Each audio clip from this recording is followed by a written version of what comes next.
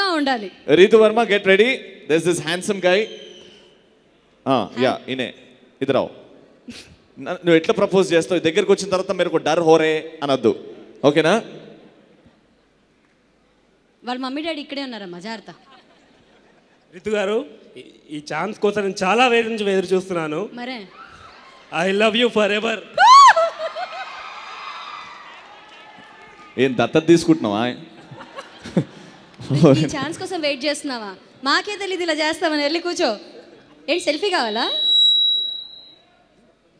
Selfie selfie time కదా, ఆయనే చెడగొట్టాడు. Selfie.